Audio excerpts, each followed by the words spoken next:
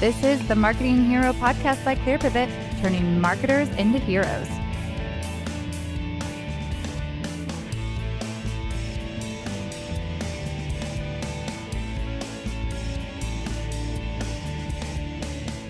Welcome to the Marketing Hero podcast. Did you know that we also have a newsletter? That's right, you can join today at clearpivot.com/newsletter to get monthly emails with our best tips on topics like effective lead generation, creating content that attracts and connects with your prospects, and how to get started with inbound marketing. Sign up for the Marketing Hero newsletter at clearpivot.com/newsletter for SaaS marketing insights that will move your metrics. I'm Maya Wells, and we have a special episode for you today as we bring in ClearPivot founder Chris Strom to guest host. Hi there, everyone. Chris is a systems and operations expert at the helm of SaaS marketing agency ClearPivot, and he's joining the Marketing Hero podcast today to interview Dylan Gallagher, founder of Bridge Capital. I'm going to go take a seat in the audience, and hey, Chris, take it from here. Thanks, Maya. Dylan Gallagher knows that the failure rate for business is high, but he doesn't believe that it has to be. He ran several businesses that help entrepreneurs find out what they don't know and make the right moves to succeed. We'll talk a little bit about Dylan's playbook for entrepreneurial success, but we're also going to take a little bit of a different track today as we talk shop about custom HubSpot integrations. So for those of you who listen to the Marketing Hero podcast and actually use HubSpot in your day-to-day work, this episode is for you. Dylan Gallagher, welcome to the show. Thanks for having me. Marketing Hero is just a great term. I love it. I'm smiling ear to ear. We're excited to have you on the show, Dylan. Now, we do start out every episode by asking, what is your favorite part of your career and how did you figure that out? So how would you answer that, Dylan? I would say today, my favorite part of my career is having a playbook for working with businesses. My least favorite part of where I am now was figuring out how to build that playbook. So through lots of experience, lots of mistakes, lots of left-hand turns, I was finally able to arrive in the last couple of years at a place where I could go into a small business and we could turn it around. I generally have worked over the past decade with businesses that are in trouble. So they have creditors, they have issues with the government, most likely issues with their bank. And I've gone in and have been able to work from sort of the back of the house, the finance end, all the way through to the front of the house, sales and marketing, and then touching on operations in between that. So my favorite part today is a lot of this stuff becomes repeatable. When you see certain strategies and tactics work, you just keep looking to do them again and again and again. So that's the best part right now, that what we do works, and it's a lot of fun to see it work. And tell me about how it's working now. Are you still working with businesses who are facing trouble with the government or other kinds of dire straits? Or are you focusing now more on new businesses and entrepreneurs who want to do it right from the beginning?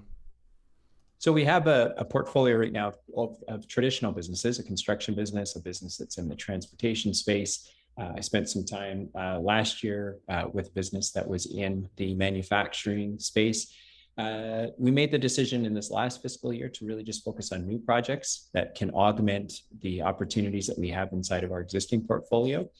And so I don't generally work right now with turnaround businesses. I put a lot of content out. There's a lot of tools and resources that people could dig into if they were interested in some of the strategies that come from my playbook. But right now we're focused on in-house projects in our office. So for some of the people who listen to our podcast who are trying to start up apps or software, a lot of people that are here are running SaaS businesses or thinking about getting a SaaS business started. Does your playbook apply to them? And if so, which part of it do you think would be the most important to look into? So the playbook is really built around turning a business around. So an existing business where maybe an entrepreneur has gotten from nowhere to somewhere, but then can't figure out how to get from somewhere to somewhere great. So that's my specific background, and that's my particular set of expertise. On the SaaS side, this past summer of 2021, we launched our own SaaS product. It's an instant business valuation platform that entrepreneurs can use to figure out what their business is worth, but most importantly, how does it compare to an industry benchmark? And so I don't have a playbook for a startup yet. I'm building it as I go and borrowing lessons from the tactics and strategies that I've used to turn businesses around. For those of you who might be curious, are you talking about MLE Now for that startup SaaS that you have?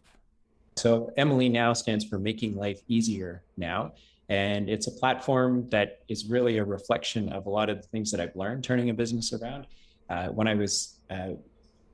When I got into the engagements that led to our portfolio, I always needed a way to kind of get my bearings and create context for the business. And what I had found was that there's a lot of different analysis and analytics you can use to figure out how you're doing. But for me, I just needed something even simpler than that. And for me, it was starting with, well, what is the market doing?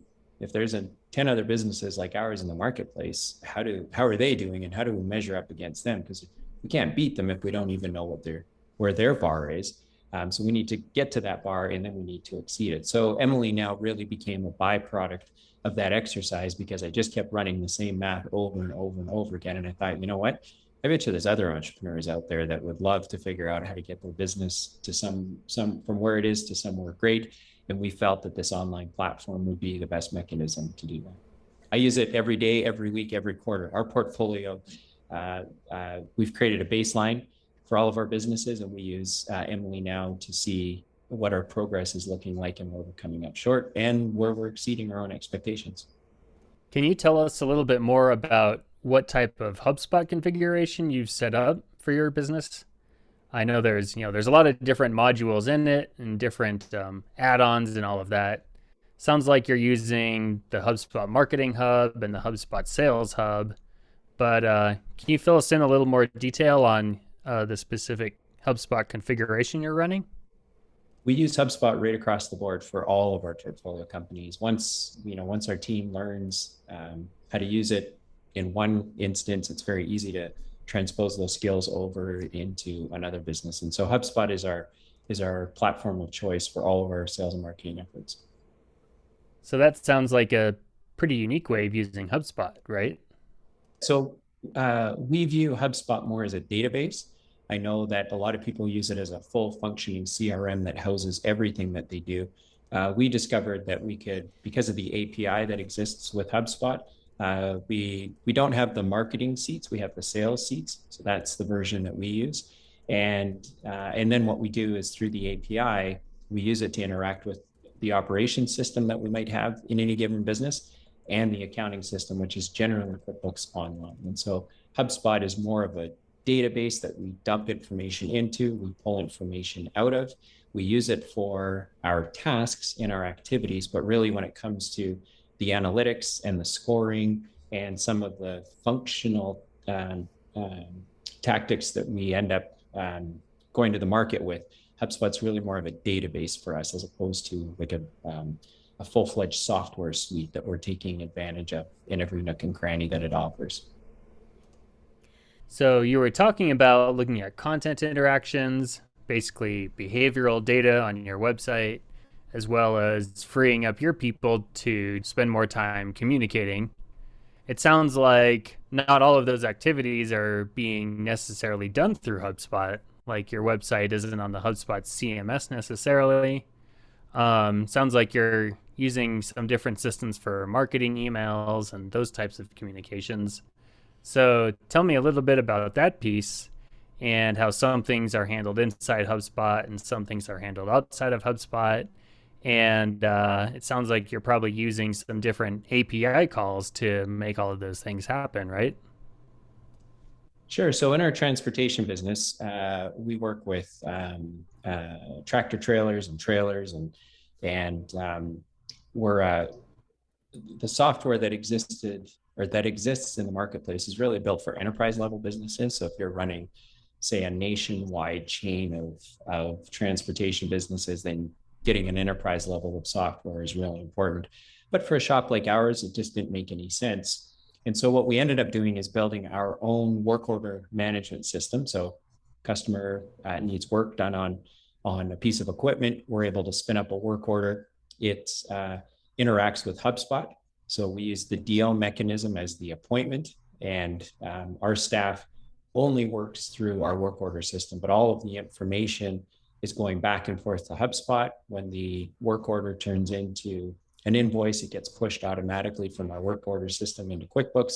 And then at the exact same moment, we're dropping a feedback task into HubSpot for our customer service team to contact the customer now that their job is done and do a follow-up call. So we baked HubSpot sort of onto one side of our work order system through the API to manage our feedback, to create our deals, which are ultimately called appointments on our internal system.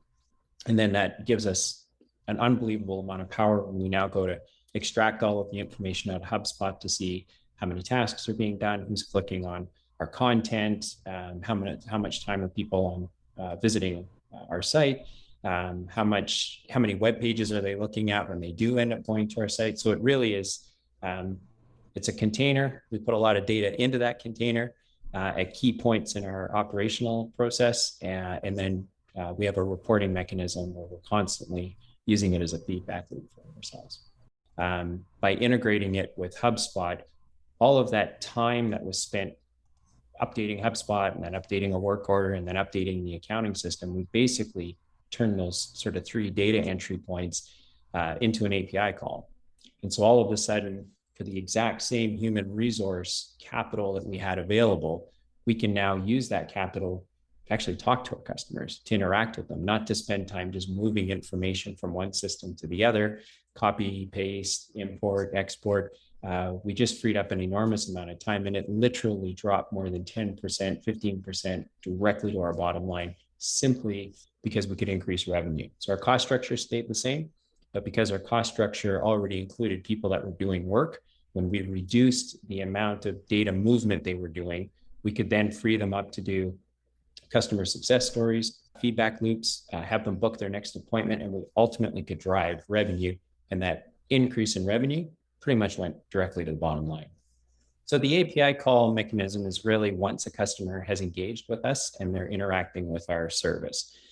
HubSpot sits on sort of both bookends of that happening. So when they're, we do use the marketing email system. So we do send out emails to them, both on a marketing basis, which we define as one-to-many, and on a sales basis, which is one-to-one. Once they've engaged with our service, and the service is then completed, and there's automatic follow-up tasks that are put into the system to get their Google review, to get some feedback from them, but most importantly, to set up their next appointment with us. We watch them open those emails, whether they view those emails. We make sure we always have a hyperlink inside of every email. And then every Monday morning, we have an administrator that will go into HubSpot, pull out a bunch of key columns for us in an export. We drop it into a predefined Excel sheet, and it scores every single one of our customers for us. And in this particular business, we have almost 700 customers. And so every week when this data pull is done, we drop it into Excel, we score our leads, and then that becomes our marching orders for the week. Here are the 46 people that we must call this week because they don't have a next activity scheduled, or we don't have another deal in the system for them that is future dated. And we have an entire spectrum of how we score our leads, but that's how we function when we use HubSpot when it comes to the marketing and the engagement and the behavioral part of it. Wow, that's a pretty robust setup you're running there. That's pretty cool to hear.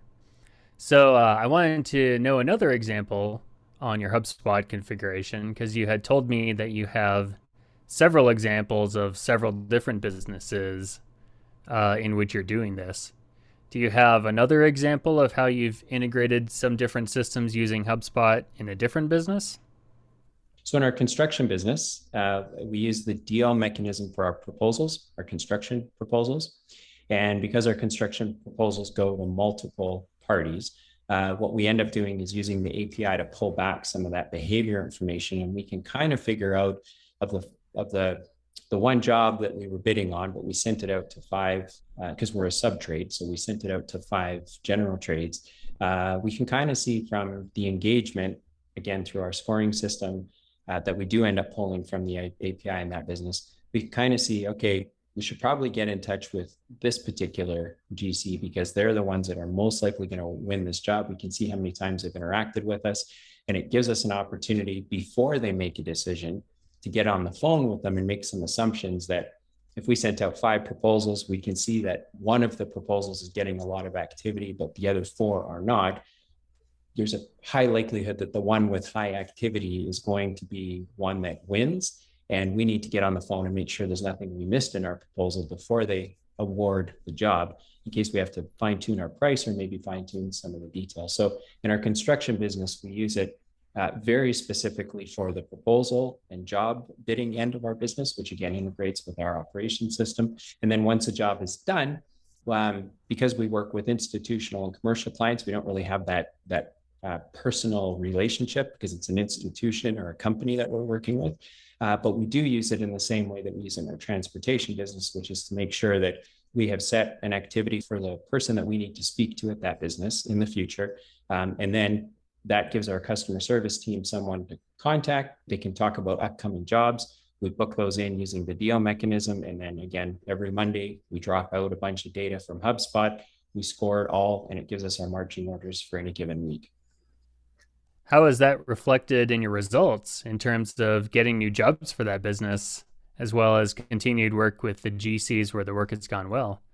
Has it helped your sales team to focus in on the best opportunities and leave the other ones alone? So unlike our transportation business, which we literally just drove revenue because we had a very clear line of sight to who we needed to talk to, when we needed to talk to them. And now instead of hiring more people, we just repurposed the people we had, thanks to all the data stuff. On the construction side, most of the work that we win is public tender work. And so there isn't really an opportunity other than to be competitive to win the work. But what the system that we've built allows us to do is opportunities, time, and chance, right? You just show up, make sure you're always showing up, and there's a higher chance that you'll get an opportunity versus not showing up. And so this particular system that we have in place lets us pick up non-public tender work. So a general contractor might say to us, geez, I only need this particular scope of work done, but I don't want to go through the entire process of putting out to public tender. So it's interesting that you guys got a hold of us today, because tell you what, why don't you give us a number for, and then they'll give us the scope of work. So that's what it's allowed us to do, is pick up non-bid work that otherwise would have gone to the marketplace and we would have had to have competed for it. So it sounds like it's really helping you to be at the right place at the right time. And that's really the key to getting more of these opportunities. And that, as well as we're small businesses, so we don't have an unlimited amount of money. We don't have an unlimited amount of resources. So we're relying so heavily on technology to perform, but we've customized the technology to very specifically fit our workflow. And that's a pretty big departure, I think, from how people were using software maybe even 3 years ago, because APIs didn't really exist. So you sort of had to use, like Infusionsoft was a software package I remember from a few years back that was quite popular. You're just sort of stuck with how they thought your business worked. And so they would have to take 100 businesses and come up with kind of the best format that all businesses could use. You fast forward a few years with the advent of APIs, really these software systems are just containers to hold data. Like I don't want to rebuild a task management system, and I don't want to rebuild a deal funnel. But if that system is there and I can just pull in and out of it, there's just amazing things that we can do to gain efficiency, not have to hire people, and ultimately repurpose the people we have, which means our margins are stronger because of that. What you said is really important, because a lot of people implementing a system like HubSpot don't stop and think about the processes that are going to go into it. And that's the most important part. What are my current processes? What should they be? What do I want them to be? So that's a really important point. So Dylan, next I want to ask you about MLE Now, because that is also a software platform. And I want to know how you're using HubSpot for that venture. Yeah, we again I would say even lighter than we're using it with our other operating businesses, because technology has become so easy to use. No code options in particular, like Figma and Webflow. You don't even need to be an HTML expert anymore to design a really sharp looking UI. But because of my technical background, you've heard a little bit about how we have formed HubSpot into our business processes. With our business valuation software, right now we're using it primarily for the customer support side. So the integration that goes between our platform and HubSpot, we have a partner program. So we work with accountants, we work with business coaches in particular to help them provide more value to their clients by getting a business valuation. And we put a partner through a checklist of steps to onboard them. And so we have a 10-day challenge that we onboard every new partner through. And so what we end up doing is kind of pushing data in and out of HubSpot to help us just manage the recording of how we're helping a partner get through those tasks. So we keep the checklist on our systems, but we push the recording of what we're doing into HubSpot through tasks, set the follow-up tasks, and then push the data back out again. So it seems like you have a really great way of thinking about the mechanisms inside HubSpot and then using them for ways that may not be part of kind of the standard ways that people might think about it initially. It's like this way of thinking, how do I morph that into fitting my business, and what do I need to do with it? We did the same thing by moving into QuickBooks Online, because from an accounting system perspective, QuickBooks Online has a pretty robust API. It's not awesome, but of all the accounting systems in the marketplace, it's for sure the most developed API. But all of a sudden, these APIs really make the software and all of the functionality that comes with that software almost unnecessary. You really just need it to, like QuickBooks is basically just a fancy Excel spreadsheet. It's all accounting systems are, and they got really sophisticated, and now they're getting much, much simpler. And then you dumb it right down to an API, and all of a sudden an entrepreneur, somebody like me, says, you know what, let's just map out our process, and then let's figure out where we push and pull data from the systems we need, as opposed to taking the system and assuming that that's the only way to do it. You create a company, you create a contact, then you create a deal, then you create an activity. And so somehow we have to bend our business around that. The approach that I've taken, because it's so affordable to do it, is to go the other way and say, no, in a perfect world, this is how we provide, much like Brian Chesky from Airbnb says, here's how we provide a 10-star experience. Now let's figure out what systems do we push in and out of as we walk people through that system. I'm sensing a theme here, and you are a business expert, clearly. You're an expert in turning around failing businesses and helping new businesses and creating your own businesses and improving those as well. And along the way, what I'm hearing from you is that process is one of the most important keys to that. How did you figure that out? Did you have a lot of mistakes with processes or lack of processes? Did you learn from a mentor? Can you tell us a little bit more about this journey of understanding process as that key factor in success? I think part of it is I'm wired for it. So I think all of us, our minds work a certain way. I couldn't design a website to save my life, but I certainly could build you a very efficient process for how a business should run. So I think there's just sort of some natural, just how I'm wired naturally. But where it really hit the ground was at the beginning of my career. I was involved in real estate syndication, fundraising, foreclosures, receiverships, on the kind of the commercial development end of the market. And we had to pay investors. We had to, if we had 100 investors in a deal, I was the guy that had to figure out how do we pay them all. And this was, believe it or not, back in the days of preparing checks on a typewriter. And so I just learned databases. Again, because my mind works that way, it all just sort of made sense to me. And then unfortunately, I kind of got addicted to Michael Dell and everything that Dell Computers was doing, because they were, at my age and stage, they were sort of the company that had figured out how to do the same thing over and over and over again. And I just found it very interesting. I would read 7 Habits of Highly Effective People, and you start to find, or for me anyway, I started just to see a theme emerging. And then as I got into turning around businesses and selling businesses, you really start to understand that the value of the business is 2 things. It's the people that run the business, and then it's the systems they use to produce the result. And as an entrepreneur, oftentimes we try to do all of that stuff, which makes our businesses less valuable, obviously, because if we're not replaceable, then who's going to step in and do our job if the business was sold? But I just discovered and learned through investors that had sold businesses and try to understand why some businesses sold for more. And it always just came down to letting people do what they're really good at, but on top of a system that runs without someone like me having to show up every day and make sure that the buttons are being pressed and that the work is getting done. So it was just a whole, when you've been doing this for a couple of decades, it's a whole bunch of things that gets to it that has gotten me to this point. Would you say that in the businesses that you've helped turn around, that process was the main issue?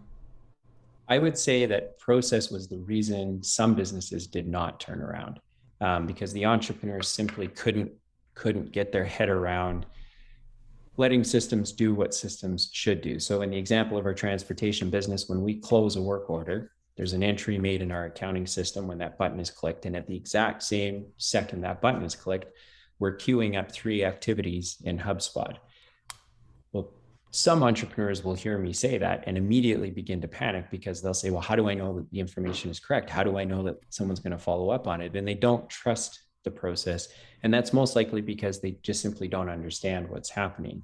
And so what I can say is businesses that don't turn around generally don't turn around because they have the wrong people. They don't turn around because those people don't have good systems to use to do the best job possible. You just heard me say we were able to drop 15 points to our bottom line by just repurposing how people were spending their day, because we offloaded some of the, what I call lame, useless work to an API and allowed people to come in and enjoy their job and look forward to it instead of copy paste, save as. They could just get on the phone, start talking to customers and enjoying what they were particularly good at. As far as the people results of doing some of these things, sometimes we hear that changes in systems and processes can create some bad feelings with people that are used to doing things a certain way, the way they always have in the past. It sounds like, at least in that transportation business, it was actually positive for most of the people. Can you talk a little bit more about the people angle on implementing processes or changing processes and how you get people on board with that? It's a great question because it isn't easy to do. It's actually very, very hard. And in both of our traditional businesses, I would say we don't have anyone younger than, probably younger than a Gen X working for us. So that was part of the magic of figuring out as a leader how to do this really, really well, so that when we pushed something, we did it very, very slowly, but we did it in a way that it wasn't disruptive. Because what happens is if you do something wrong and it's like, oh, sorry, hang on, we'll fix that and tomorrow we'll do it differently, eventually you just wear people out. So my job is, as the leader, is to make sure that never happens, that by the time we have put something in place, instead of trying to eat the entire elephant, we just eat the elephant one bite at a time and make sure that as we're doing it, that people are getting to see the value of it. There's nothing greater than watching someone who's been doing a job for 15 years all of a sudden see that they can just click a button and part of that job is just done. And now they say, well, what can I do with the time you just saved me? And then you get to say, wow, you get to do more of what you actually enjoy doing, which in this particular example would be talking to customers. So it's tricky. There's a fine line there because you can nerd out and you can put a whole bunch of cool stuff in place that just nobody cares about. Or you can be very thoughtful about it and communicate and not over communicate, because you don't want everything to feel like it's a big change that's coming. You really want to set the course and say that the whole reason we're doing this is so that everybody can spend less time doing the stuff they don't enjoy and more time doing the stuff they do enjoy. And if for any minute during implementation you don't feel that way, then let us know. But that's why we're doing this. So it sounds like sharing the purpose, sharing and showing some results for the individual person, and then taking it kind of step by step are a good place to start with that. You have to show the results. The results are what sell it. So the minute somebody who spends 8 hours a day working, they get in the car, they go to the office, they do their job. And of those 8 hours, 3 of those hours are spent just doing mindless copying and pasting and printing a report and exporting something and saving as, and you give them back 2.5 of those 3 hours in the form of them being able to interact with the rest of the team on more important jobs, being able to troubleshoot something, being able to work with customers, being able to work with vendors. It just changes the entire feeling of their job and their level of excitement when they want to come in and now be part of their team and be recognized for how valuable they actually are. What kind of impacts does that have overall on the company culture? either for this particular business you're describing or overall in some of these other examples you've shared? But for sure, it's pretty binary. Some people are, I'm out, I'm gone, I can't do it. This just doesn't work. And other people absolutely just lean in very hard because they can see what it's going to produce. So there's no point trying to convince the people that in their own mind have written it off. And unfortunately, those people just don't stay on the team. But the people that do lean into it, you end up finding, or certainly for me, I've found that once you put it in place, people start to move with it on their own, and they start carrying the ball and can it do this, or can we do that? Or I just found a way that if we could do this, we could save a little bit more time. And then they start to adopt it as their own. They own it, and then they run the rest of the way with it. But the people that aren't believers, you're never going to make them believers. I think there's just a human nature doesn't like change, and certainly doesn't like change if it's not self-serving. And some people just would rather keep things as they are, and that's fine. Just wouldn't be a spot for you on our team. You seem like somebody who's very comfortable with change. You seem like someone who's very comfortable with technology and understanding where things are sort of going for the future. As far as processes and systems, is that going to remain the most important thing in the kind of discipline of marketing this year? What's your particular outlook for this coming year with all of these things we've been discussing in mind? Kind of the theme I would offer is having to do more with less. And if you take something as simple as the work from home movement, even though the two businesses I've discussed here today, we don't have the option of working from home. But what we have learned is people don't want to work the 5-day, 8 hours anymore. So we have, in our transportation business, we have created 3 different shifts that you can be a part of to get the hours that you want, to make your financial life work, but still give you the freedom of the rest of your week. So I think every business is going to have to figure out how to do more with less. And then the only way that you can do that is part B, which is relying heavily on technology to pick up the difference. And you've heard me talk in these past few minutes about how we're using APIs and HubSpot to kind of be that gap fill for us. If people are looking to reduce their workload or ease up on their workload, or they're not going to be as available as they used to be, then software has to be able to pick up the difference. And for small businesses like ours, where we don't have unlimited amounts of money and resources, you do have to learn how to be really efficient. And the nice thing is, software is really easier and easier to use these days, and it's easier and easier to implement. And so as an entrepreneur, as a leader, as a business owner, you just have to figure out what's going to be our angle. If we can't spend more money, how do we do a better job spending the money that we have? Well, Dylan, thank you so much for joining us on the Marketing Hero podcast today. We really look forward to seeing what your businesses do in the future here. Thanks. Appreciate it.